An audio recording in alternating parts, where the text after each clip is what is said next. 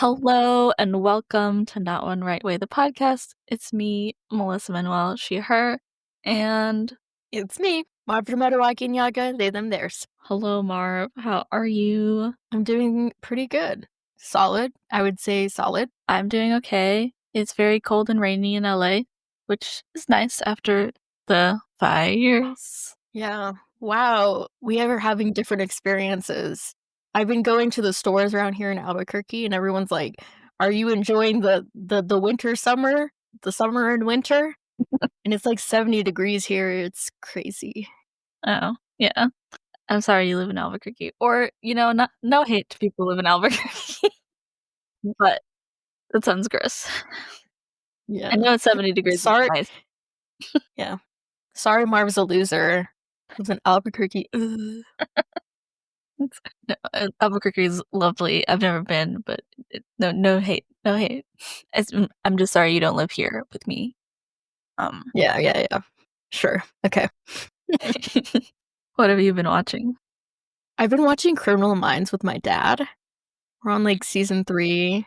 It's my third time watching it. It's my dad's first time. We have very different experiences coming into this because we're just different people. Yeah. Definitely. It seems like a show your dad would enjoy. Like little. He's an old man. He loves eating cold grapes, watching Criminal Minds. And I love that so much for him. I just finished watching the Knuckles show.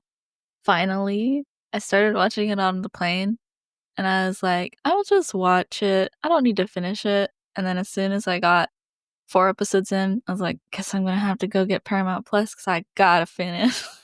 I'm so invested. It was Yeah. amazing. The like 5th episode was a rock opera, and it's some of the best art I've seen. It was beautiful. The costuming, the music, it was beautiful. Knuckles, the TV show, is perfect. I really liked it. Having talked to you, hearing you say there was costumes, I'm sure you were trying to calculate, like, oh, there's so many different people in all these different costumes. What about the assets? How much did I this was cost? I was You were. thinking, like, that was a really high budget episode. Like, how did they afford this? There was a lot of extras, and the effects they put in, I was really impressed. The choreography, the production value went through the roof.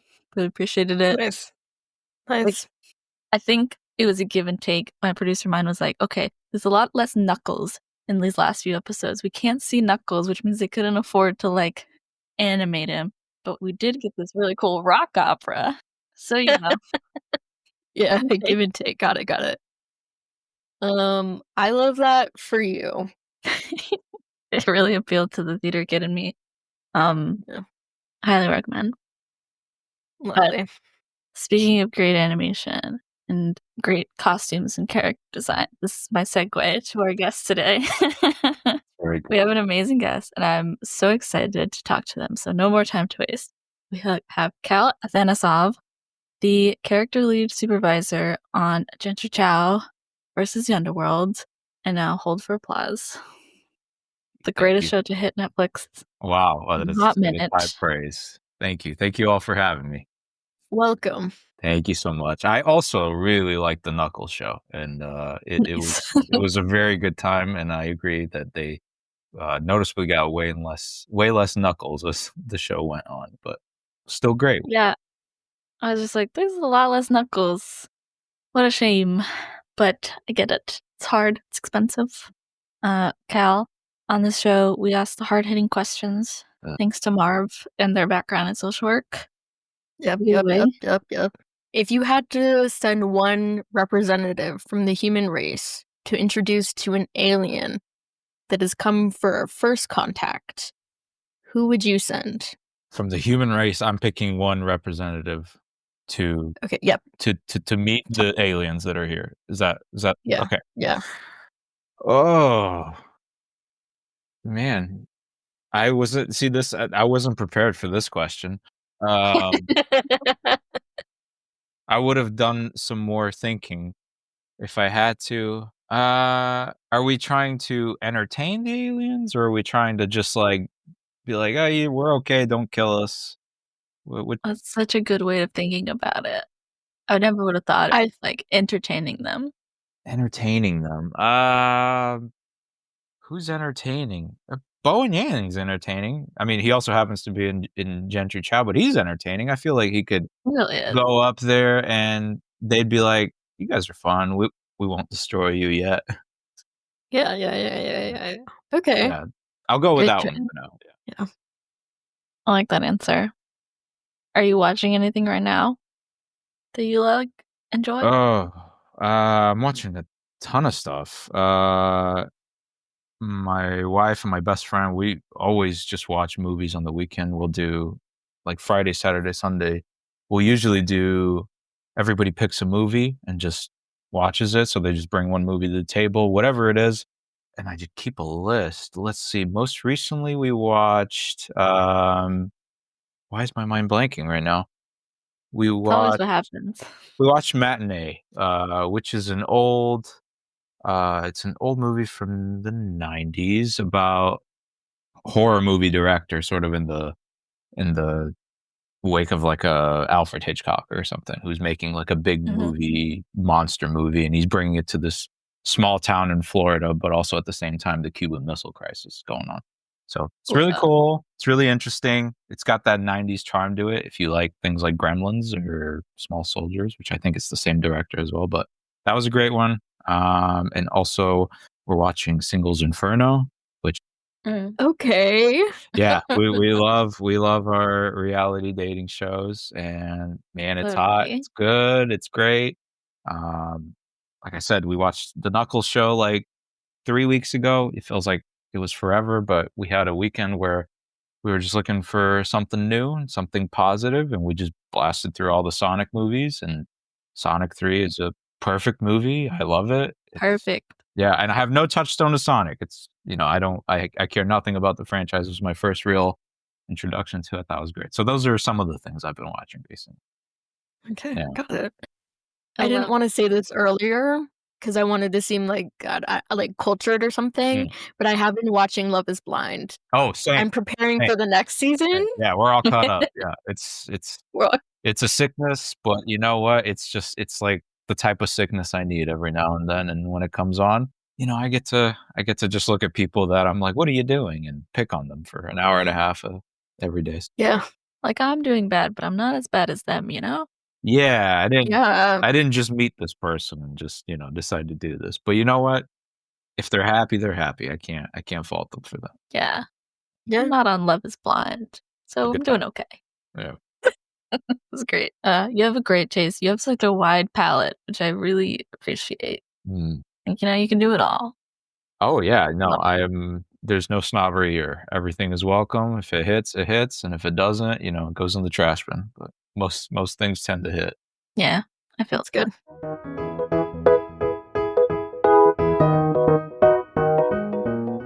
Often when we have someone come on, we like to ask a little bit about their past, get the full backstory. Were you always, as a kid, someone who loved art? Did you know you wanted to be working in this industry, or did you have a completely different, like, first dream job? No, this was it. This was always it. So I was born in '94 in Bulgaria, and we were there up until I was 11. I think maybe I was 4 or so when I watched Jurassic Park, which any little boy or any little kid, I think even now, probably loves dinosaurs a lot, and I love dinosaurs a whole lot growing up. And being introduced to Jurassic Park was like revolutionary to me. It was like everything I could ever hope for. And at that moment in time, uh, DVD discs came with 2 cases or two discs. And when I was little, I used to think that it was just 2 different movies. So I'd play one and then I'd start the next one and be like, all right, let's see Jurassic Park 2.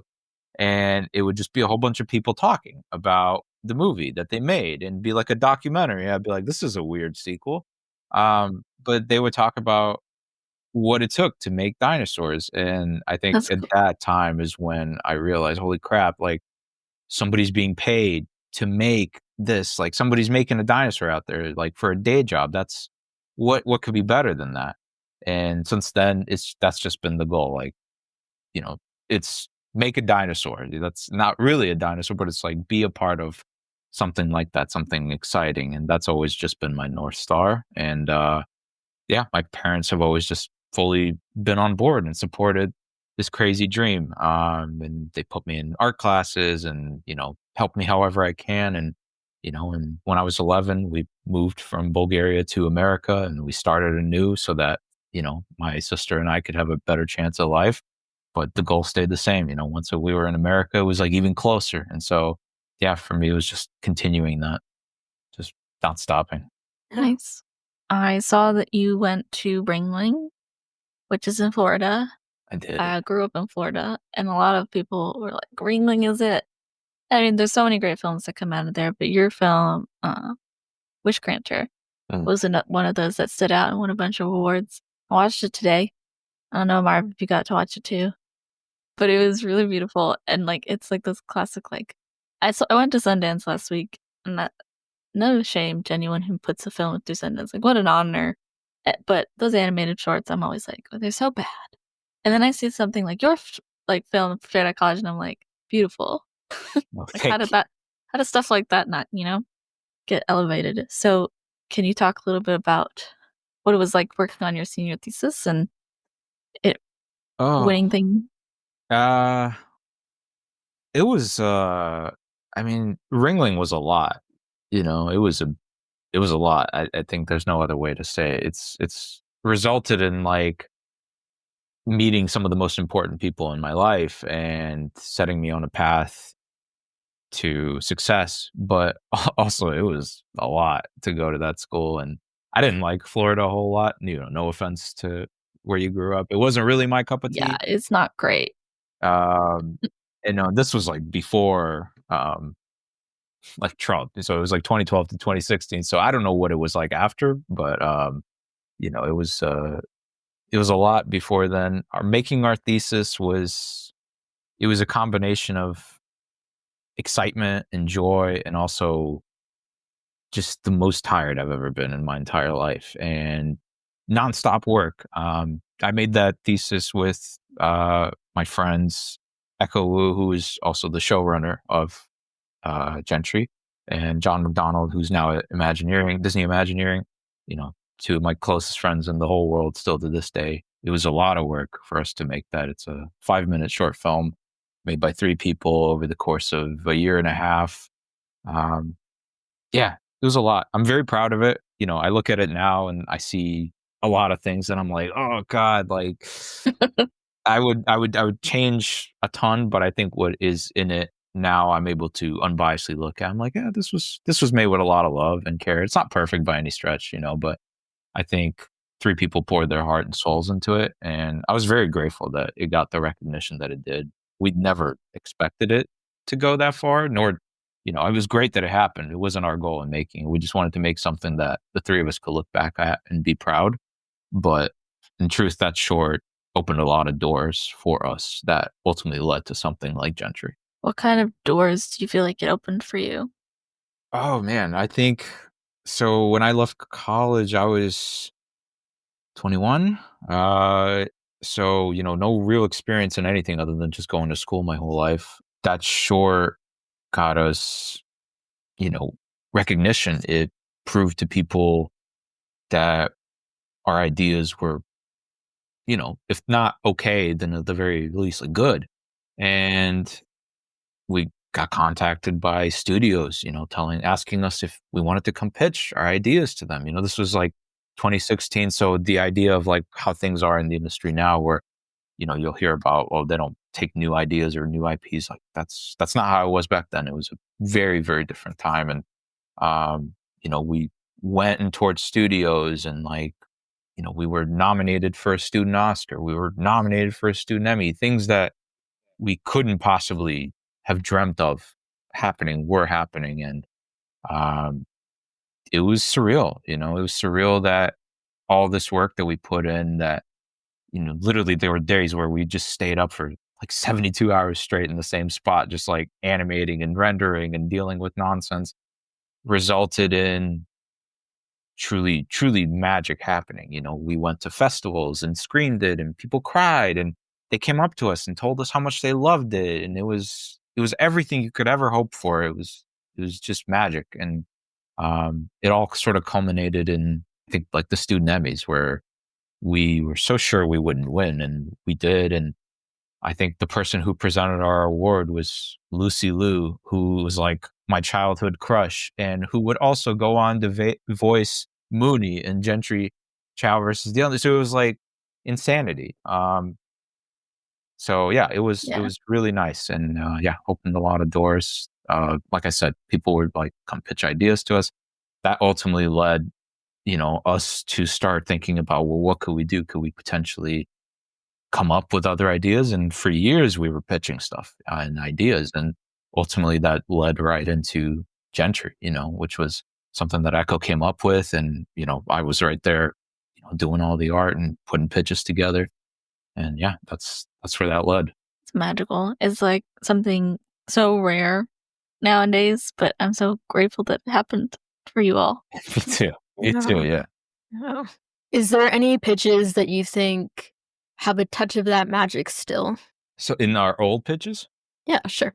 Yeah. yeah, some of them, yeah, I think some of them have some really good stuff in it, but yeah, maybe they just weren't, right place, right time, or right entry for the story to hook the audience in. Or sometimes studios are like, well, actually we already have an Asian girl show, we don't really need another one, or we already have like a kids show that has this group in it, we don't need another one. And it's like, oh, okay, well, you could have another.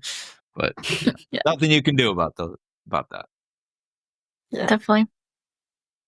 And then what what led to you working on the Crow short film, the folk tale? Oh, right. So that was at Baobab Studios, which I joined pretty close after I graduated college. They were looking for a viz dev artist. I was looking for work and employment, and at that time I was based in San Francisco because I had moved there right out of Ringling, and I was in the Bay Area, and they went under pretty quickly. So within 3 months of me graduating high school, I was out of a job and looking for Oh, work. So I was lucky enough that Baobab was just starting up at the time. VR was a big thing, so tons of startups were popping up in the Bay Area, looking to find the right way into that market. And they were looking for viz dev. I joined, and yeah, I started working in doing character work. The studio the director of that studio was Eric Darnell, who directed the Madagascar movies and Ants and all that.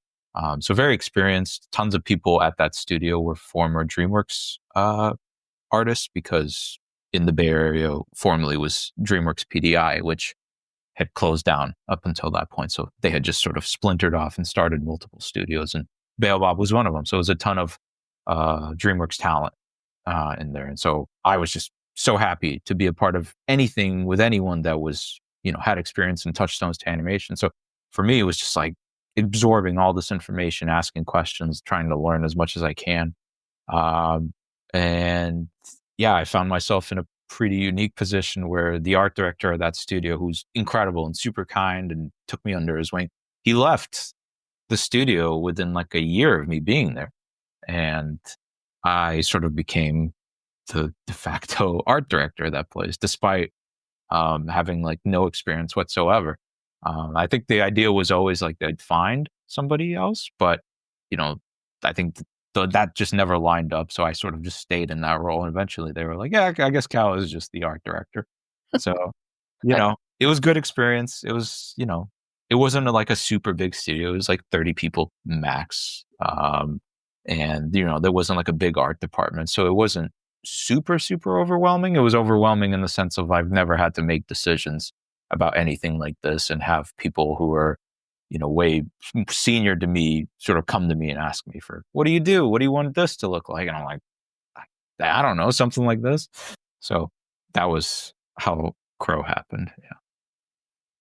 That's another great film. I watched it also this morning, and I was really moved by it, and it's such a beautiful story, and the fact that it's kind of like, what's the right word? Recording this indigenous folktale for people to watch for years to come was really Yeah. nice. Yeah, it was really cool. Yeah, it was great to work on something that diverse, and it was a story that I wasn't familiar with when I started, so it was really awesome to learn about. Um, so yeah, I was happy to be a part of it and contribute to something that special. Yeah. And how long did you stay at that studio and then move to your next project? So I was started at Baobab in 2016. I stayed there until 2020. So I think almost 4 full years of being there, and I had 3 projects under me while I was there, which is crazy. And I think I was art director on 2 of them, I believe, which is also nuts. Um, but yeah, they were small. They weren't like big things. They were, within the scope of like 20 minutes tops. So, you sort of finish one, you jump to the next. So that's how we rationalize that. I I understand that. Everything goes fast and you're working on multiple things, it all blurs together. Yeah. Yeah. So did you go from Baobab to Netflix or was it there's another studio in between? No, it was straight from Baobab. I jumped to Netflix, which in 2020 was basically like every week some artist that I follow was like, "Guess what? I'm going to Netflix, like working on Remember this? working on a new show. Can't wait." And I was like, "Man, everybody's going to Netflix. What is going on?" I had visited one of my friends who was also at Netflix and also a former Ringling alum. Um, like Netflix had like a temp studio right down the street from where I live. And I went and visited them, and it was like all these offices and like people working. And at that time, I guess I should have mentioned this before. When I was at Baobab, I moved to LA within like Yeah. the first few months of me being at Baobab. So I've been remote the whole time at Baobab, way before the pandemic ever hit. But I went to visit my friend at Netflix and saw all these studios, all these people working together, and I was like, "This is nice. It'd be nice to do this one day."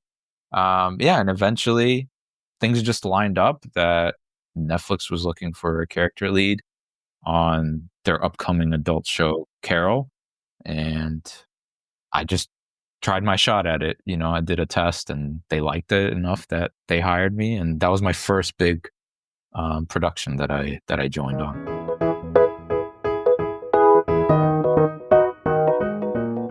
I don't know if you've seen Carol at the End of the World, Barb, but it is so good.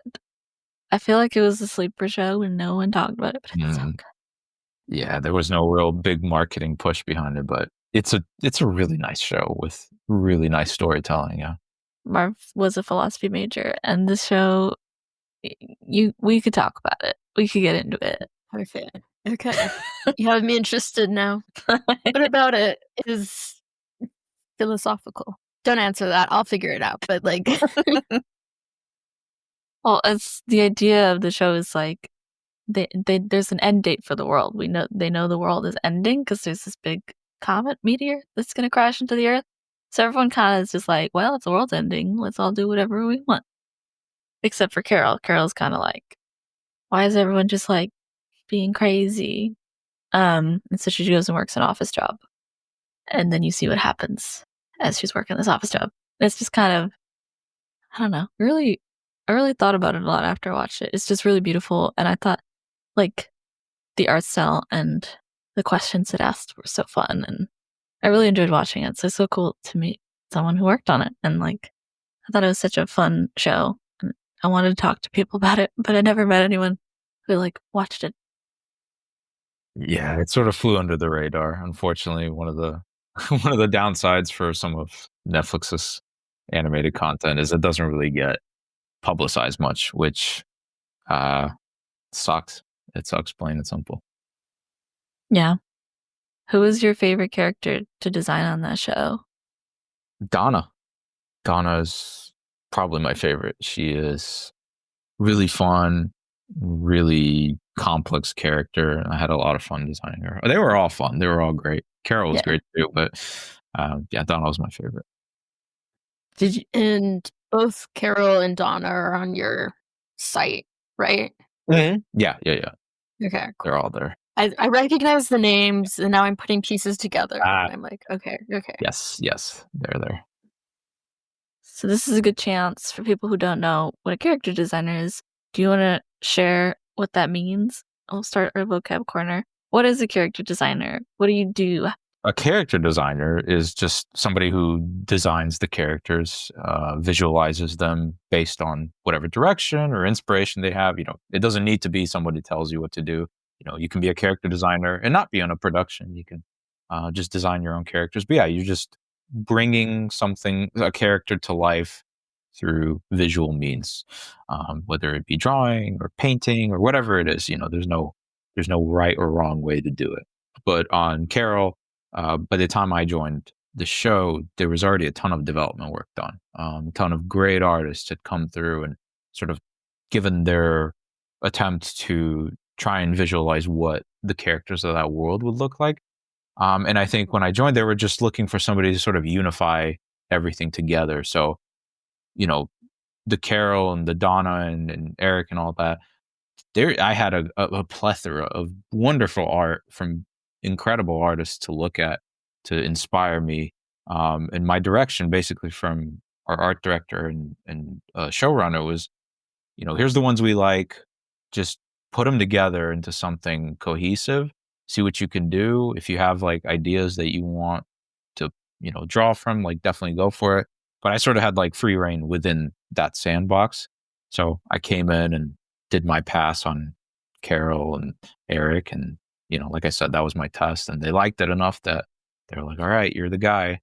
And, which is crazy because if you see Carol is so different from anything I've ever drawn. Like I have no other Yeah. work to go off of in my portfolio that looks like Carol. So the fact that they recognized something in my work like this could work, I think speaks to, the sort of openness and willingness to try anything that led to that decision. But I was very grateful for it, and it was a very fun challenge. What was that transition like, going from being an artistic director at a small studio to character design lead at a much bigger studio? It was crazy. It was crazy because I had no touchstone to any big studio experience ever, and I had only ever really envisioned what it might be, and it was still so different because when I got hired on, it was during the pandemic. And so Mm. during my time on Carol, I never once set foot in the Netflix office. That everyone in that production constantly talked about, "Oh, it's so great, you get free snacks, you can go and, like, there's, like, a cereal bar room," and I'm like, "That sounds amazing." They're talking about, like, "Oh, you could just take, like, equipment home and, like, there's, like, a vending machine with equipment, you just take it home." Like, "That sounds great. When do I get to try any of this?"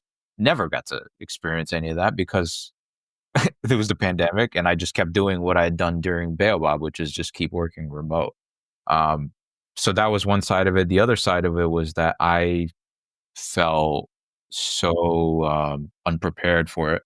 I had never worked with this many people at once. Like suddenly I was responsible for more artists than I had ever worked with in just like an art team in general. Like even like what I had in Baobab was, overseeing maybe 3 or 4 artists at once. I had Mm. 8 or 9 artists working under me, which is insane. And most of them had been on big shows and been in big productions. So again, it was a similar feeling to what it was when I started at Baobab and I had to be art director there, where I I'm so unprepared for this and I sort of had to just fake it a lot of the times. But it was a great first big production for me because everyone on that show that was in production was just like the kindest, most friendly person. They were also just encouraging and supportive, and they became some of my closest friends that I have in LA. And I was really grateful for it. I couldn't have asked for a better first production. That's awesome. So you're in this big transition period, a pandemic's happening, you're working remotely, which you have for a while. What would you say is your favorite work from home hack to keep sane? Uh, I'll sort of say this without digging in too deep. Okay. But it's you. No one knows how fast you work. I'll leave it at that. You know, like things that sound like they take a long time. You can say they take a long time, but nobody really knows how fast you can finish stuff. So as long as things are turned in on time, you can use that to your benefit. That's where I'll leave it. So true. That is okay. As a producer, Cal, that's so interesting. Because I'll go to my artists who are all remote and be like, "So how long do you think this prop is gonna take?" And they'll be like, "Oh, just a few days." I'm like, "Just a few days to make that tree? Okay, cool, cool, cool." Hey, they meet the few days. They meet the few days. They don't go over it. They did the job. They did good. I'm like, "You sure about that?" I I mean, I trust them. I trust my artists, but sometimes I'm like, yeah. "That tree could take maybe half a day." Hey, you know what? Sometimes you gotta get reference for the tree, and you really gotta think about it. You know? Yeah. Don't Yeah. really think about that tree. Get it good. Do the UVs? The UVs take time, you know? Oh, you know what? I haven't been in 3D in 5 years. That's a part of it I don't miss. Oh, yeah. I mostly work with 3D, but my concept artists, I also, I let them take all the time they need. I'm like, takes time to think Hey, of the art. hey, you gotta trust them. They know. They know what they're saying. Yeah. I was reading all of your Instagram posts on when you started on Gentry Chau, Mm. and it sounded like you started helping Echo with that before the pandemic. Like you were helping Oh, yeah. do previs. So while you were working on Carol, were you helping with Gentry Chau development, like pitch stuff? Oh, yeah, yeah, yeah, yeah, absolutely. I think by the time I was on Carol, it was already done. Yeah, I think it was already done by the time I was on Carol. But yeah, my entire career, there's the day job, and then there's the work I'm actually excited about, which happens at night, and that is still to this day a thing, which is, I do whatever I'm paid for, and then at night it's the stuff I'm actually excited about, and at 2018 starting, it was Gentry. Okay, that's actually really cool to know because I had pictured it as like two separate parts, but they were all happening at the same time. How did you balance that lifestyle of doing your day job and then working on the passion project? I think I think part of it is the fact that Ringling instilled some very unhealthy ethics in me, which is that if I'm not working, then I'm not doing anything. And I'm still to this day trying to sort of break through that and sort of be like, you know what? It's okay if I'm not doing stuff. And I'm a lot better at it now than I was back then. But in 2018, it was still very close to the blast radius of graduation. And, from 2016 to 2019, it was just like hustle central. I loved the job that I had during the day, and I was very grateful for it, that it provided me with the experience and the connections, and it paid my bills. But at the same time, you know, it wasn't what I was waking up in the morning, I can't wait to do this thing. That's not what it was. It has always been the stuff on the side. I always chase a feeling of creative just energy that most of the time work just doesn't give me, because not because the project is bad or anything like that. It's just not, it's not me. And I'm always just chasing things that feel like me. And I think when we got to Gentry, it was this is the most me thing I've worked on yet. And I'm so happy to be a part of it, and just visualize everything about this world, because up until that point we were pitching things, in the idea that we're all going to be the creator of said project, and at the same time I was also doing art for it, and I think that was just difficult to wrestle with. So when it came to Gentry, I was like, I'm just gonna do the art for this, whatever happens with this project, I don't, I just want to just own the art.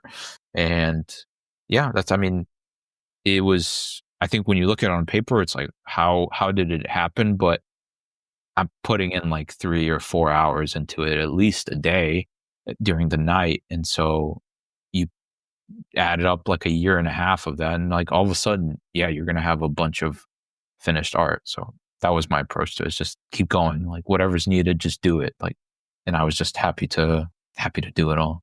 Yeah, I think it paid off. I mean, we're looking at the diaries, the history of Gentry Chau. It's Yeah. amazing.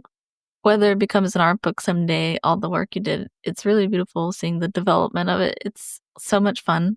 I was curious about how you collaborated with Echo on it. Like, did she always tell you like, these are the characters I'm looking for, or was it more collaborative? Was it like, On did you on get Jet on Jentry Yeah. specifically, it was very much like Echo's story that she had come up with. I remember one day she told me like, "Hey, I want to do. I'm thinking about something that has a Chinese demon in it."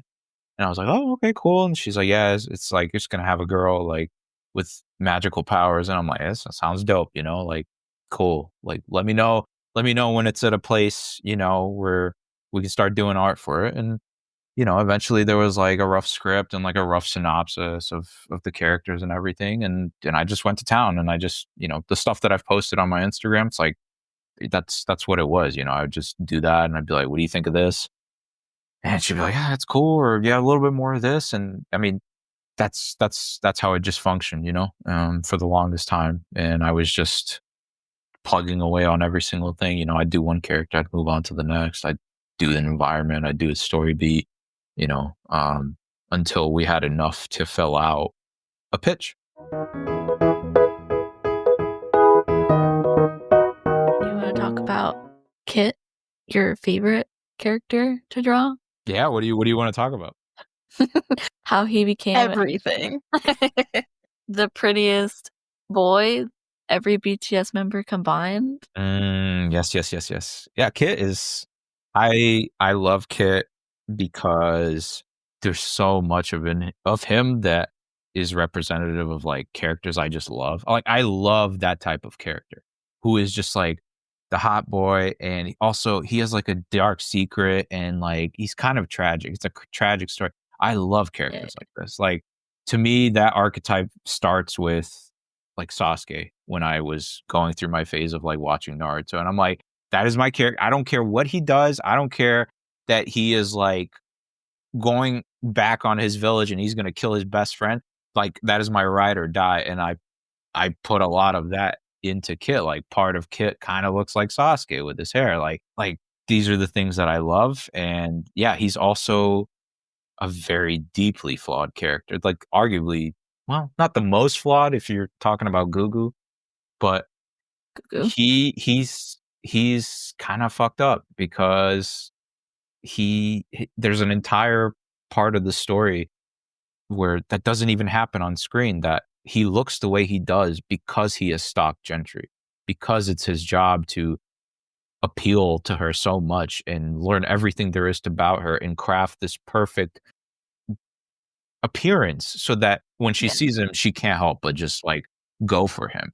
And I love that kind of character. And I've seen a lot of people online talk about like, they did him dirty, like bring Kit back.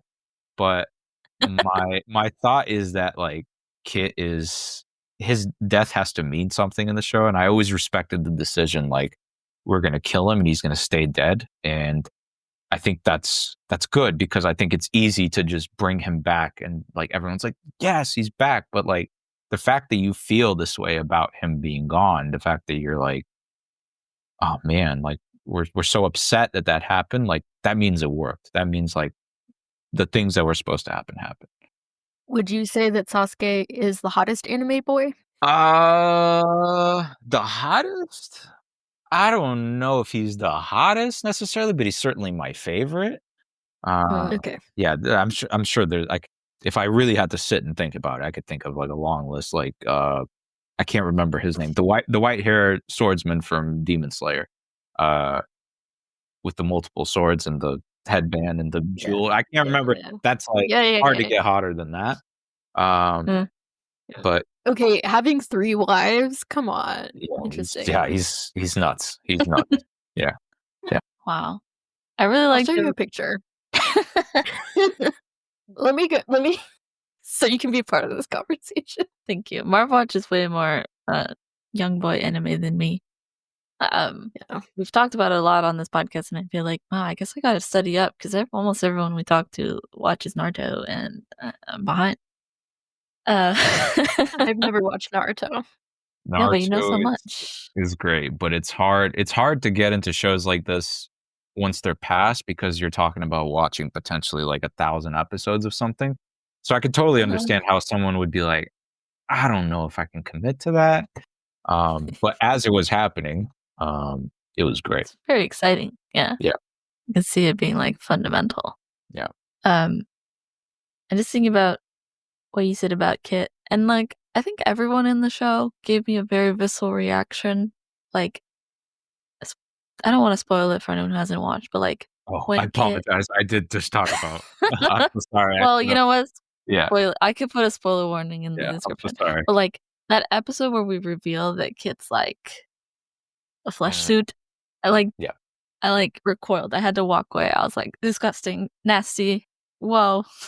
Like because I'd like was like immediately fell for his charms just like Gentry, and I was just like nasty, gross, get away, terrible.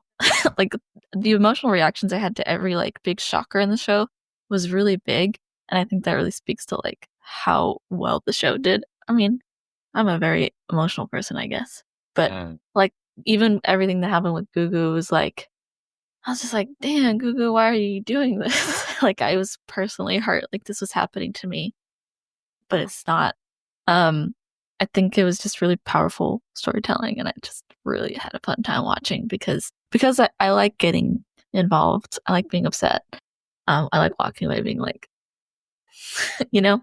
So I yeah. had a lot of All, fun. all, all credit of that goes towards our incredible writers. Uh, our story, our head of story, James Hamilton, and Echo was also one of the writers.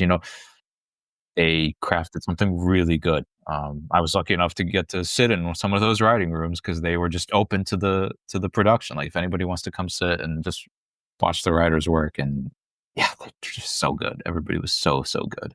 I wanted to ask about Chang. I know you had written about your struggles of figuring out how to draw that character, and I was wondering if you could speak to other people who are working on a task and they're like struggling to get like reach the goal, that Yeah, whether it's from a personal perspective or like what the executives or the directors are asking for. Do you have any yeah, advice for like breaching that, like, because everyone has like their own yeah. perspectives. I think the short answer to that is at some point you're going to hit a wall, regardless of what it is, whether it's art or life or anything, and you're not going to have the answer to how to solve a problem.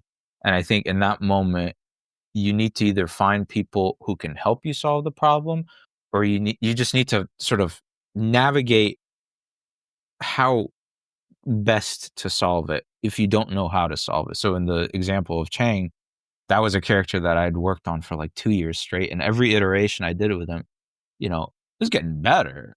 And I don't think like the work I did on him was bad, but it just wasn't what they were describing. I was sort of just like stuck with him. And I had worked with an artist whose name was Cole Ott on Carol. And Cole on that show was like anytime there was a creature, anytime there was an animal, it went to Cole because Cole just got it like nobody else. He just had like the sensibilities of like he just got weird. He knew what to do with weird, and he knew what to do with it well. And when we actually got into production on Gentry, I was like, I'm not taking another pass at this character. I know you're all just gonna, it's not gonna fit. Let's just bring on Cole. Let's just give him like 2 weeks or something, and like let's see what he does with it. And then Cole came aboard, and just within like the first pass, he came up with Chang. And we had told him like, hey, he's not like a fighter. He's kind of just more like a strategist. He's more stealthy. He's kind of like got this goop weird stuff to it. And potentially there's like the real human Chang in him somewhere. And he just went and did a bunch of stuff that I encourage everybody to look up on his Instagram. His name is Cole Ott. And he just came up with like the coolest stuff. And I remember when he showed it, I just felt like this biggest sense of relief. Like, oh, we got it. Like whatever they pick here, whatever Echo and the rest of the heads of the show pick, like you can't go wrong. Like every one of these is like a banger idea. And I just felt so relieved that we didn't have to keep hitting our head against the wall. And I was just so grateful to Cole that he took the time to come do something. And he clearly had fun with it because the stuff that he did was in fucking insane. So yeah, that was my way to solve the problem, which was I didn't solve it myself. I just went to somebody who I knew could potentially solve it. And in that case, things turned out well. I don't know that you can necessarily apply that to somebody who's like working on something themselves and they're like, I can't do this. You can't just hand it off to somebody to do it for you.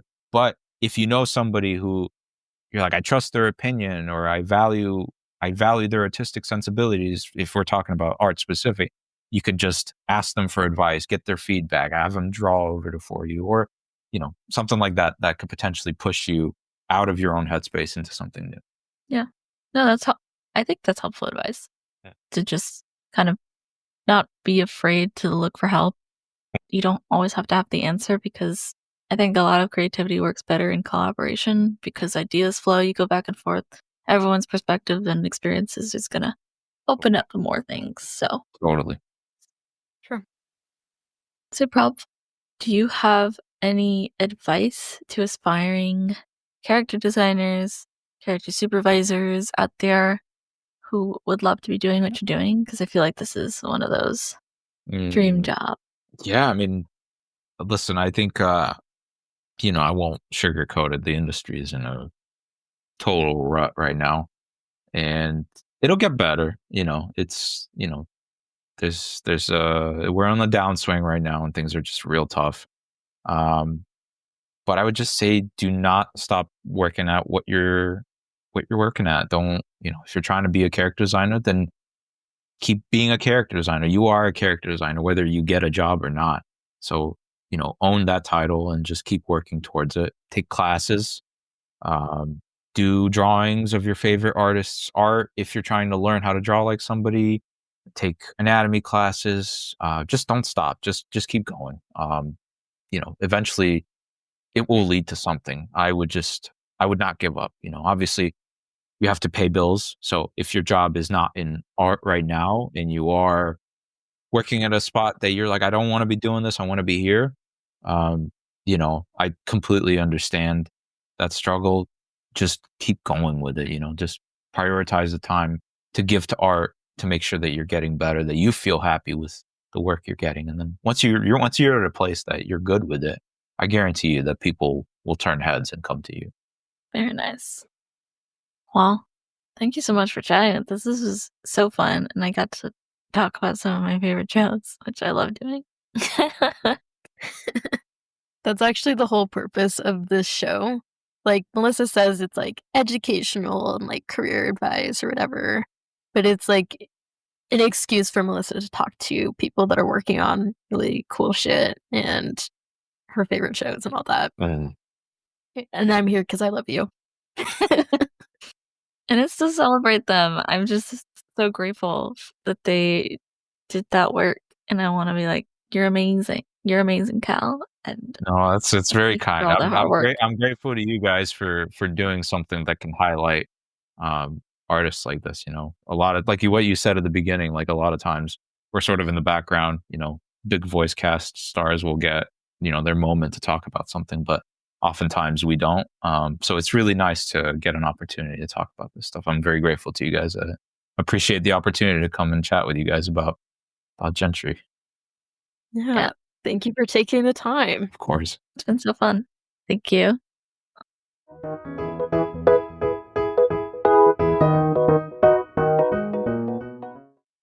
That was our conversation with Cal. Wow. Whoa. Wow. Wow. Yeah. I love when we talk to celebrities. I never know what to say. I'm just too like, humbled. Yeah. It's like, actually, you can just keep talking. Like, I'll I embarrass myself a little bit because that's just like how you break the tension. So cool and so talented. Yeah. Or so generous Yeah. to talk to us. I really appreciate it. Yeah. Everyone should go watch Jentry Chau and ask Netflix to make more. Like, Yeah. more Gentry. Beep beep beep. Excuse me, Mr. Netflix. I'd like more Jentry Chau. Yeah.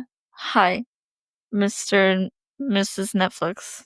I assume there's two. More Jentry Chau, please. So good.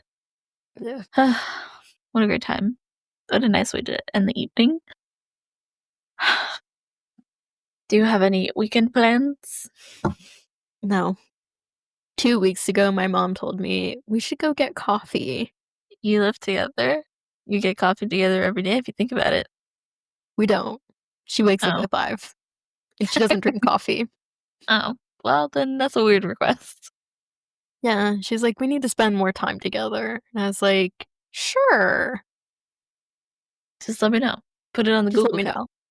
Cal. Put it on the GCal. I'll be there. That's what I tell everybody. Everybody's always like, oh, we should do this. And I'm just like, okay, put it on the Google Cal. I'll be there. I will literally do anything if it's on my Google Calendar. I'll just follow my Google Calendar blindly into the night. No questions asked. If it's on there, I'll be like, okay, I'll be there. No worries. So says- true. So true. If it says, like, I don't know, what's a crazy thing to do? Go get a nose piercing. And I wasn't planning on it, but it's on my Google Calendar. I will go do it. Be like, it's on there. I have to go. Go see Disney on Ice Tuesday at 6 p.m. I don't remember buying those tickets, but I guess I'm going. I don't know. It's on my GCal. It must be real. Like, ontologically correct things are on my GCal. I'm an obedient person. I just follow the rules on my calendar. I don't know. Free will doesn't exist. Mistress GCal. Yeah, pretty much. Yes, mistress. Yes, Miss Google. I'll go wherever you want me to go. Whatever you Oh my say. god. That's like me with Google Maps. I call her Miss Googie, and I'm just like, thank you, Googie. You gotta be nice. You gotta be nice. What if she leaves me? You know, like, I don't know what I did to my Google Maps, but sometimes I'm driving and it just stops speaking to me. I'm just like, Miss Googie, please come back. Miss Googie, please come back. I'm so lost. When am I supposed to turn? And it's just like dead silent, and I'm like, please, where am I going? I don't know what I did to upset her, but we're clearly fighting, so it's really upsetting. That's so sad. I think she's breaking up with me, or she's ghosting me. One of the two. One of the two. Oh well, can have it all. Can either have Google Maps or GCal. Not both. Dang. Dang. Fuck, marry, kill. Your Gmail, Slack, or Oh, Google Maps. that's a great. Okay, hold on. Would definitely kill Slack. Yeah. Fuck my Google Calendar. Marry Google Maps. Yeah. No question. Yeah, No questions. because I need to marry Google Maps. How else will I get around? Yeah. It tells me the bus times. Like, I could not travel anywhere. How am I gonna know when the train's gonna be here without her? But like, my Google Cal is like my social calendar. I could fuck her, but Slack, in an instant. I don't want to see that. If I don't need to, gone. But please tell us in the comments, what would you do? That's a good way to end the episode. Thanks so much for listening. All right, bye. Remember to like, comment, subscribe, and let us know your fuck, marry, kill. Our cover art was done by Les. But remember, there's Not one right way. to decide Sasuke is your favorite anime character. There's not one right way to make a student film that becomes award-winning. There's not one right way to become an art director at a small studio. And there's not one right way to create a fun animated show with your friend from college. Thanks so much for listening. Bye! Bye!